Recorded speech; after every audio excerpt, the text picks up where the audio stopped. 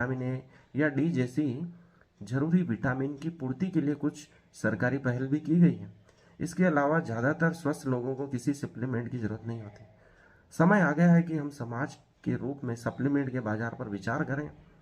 सरकारों को सप्लीमेंट की जरूरत और संभावित नुकसान के बारे में जागरूकता बढ़ाने और शिक्षित करने की आवश्यकता है। इन उत्पादों के विपणन के बेहतर नियमन आवश्यक हैं। सेलिब्रिटीज को भी अपनी सामाजिक और नैतिक जवाबदेही का एहसास करना होगा, क्योंकि वे स्वयं अपने प्रोडक्ट प्रोटीन सप्लीमेंट इत्यादि का निकाल रहे हैं।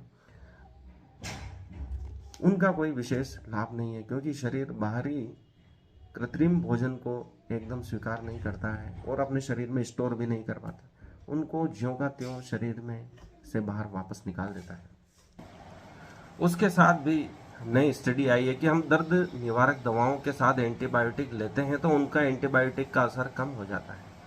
दर्द निवारक दवाएं जैसे आइब्रूफेन और पैरासीटामोल अगर एंटीबायोटिक के साथ ली जाए तो बैक्टीरिया में अधिक बदलाव होते हैं। इससे वे ज़्यादा ताकतवर और एंटीबायोटिक के प्रति प्रतिरोधी हो जाते हैं। यह खुलासा यूनिवर्सिटी और साउथ ऑस्ट्रेलिया की एक नई स्टडी से हुआ है। स्टडी के नतीजे NPJ anti microbial and resistance journal में छपे हैं। मुख्य शोधकर्ता और क्लिनिकल एंड हेल्थ साइंसेस की एसोसिएट प्रोफेसर रिएटी वेंटर ने बताया है कि एंटीबायोटिक रेसिस्टेंस अब सिर्फ एंटीबायोटिक तक सीमित नहीं है।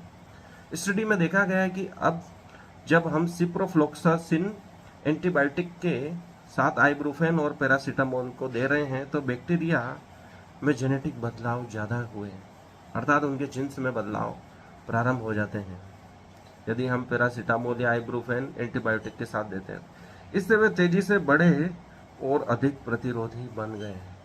शोध में पाया गया कि आइब्रूफेन और पैरासीटामोल ने ई कोलाई बैक्टीरिया, जो शरीर के लिए फायदेमंद है, में म्यूटेशन की दर बढ़ा दी। इससे सिप्रोफ्लोक्सासिन के प्रति उनका प्रतिरोध कई गुना बढ़ गया। सिर्फ यही नहीं, इन बैक्टीरिया ने दूसरी कई क्लास की एंटीबायोटिक दवाओं के खिलाफ भी प्रतिरोध दिखाया। शोध में डायबिटीज की दवा में मेटफॉर्मिन और कोलेस्ट्रॉल की दवा एटोरवास्टेटिन समेत 9 आम दवाओं का असर भी देखा गया है। एटोरवास्टेटिन जो कोलेस्ट्रॉल की दवा है, मेटफॉर्मिन जो डायबिटीज की दवा है। अर्थात हमें दर्द निवारक दवाएं एंटीबायोटिक के साथ नहीं लेनी है, शुगर की दवाओं के साथ नहीं लेनी है, कोलेस्ट्रॉल की दवाओं के साथ नहीं लेनी है।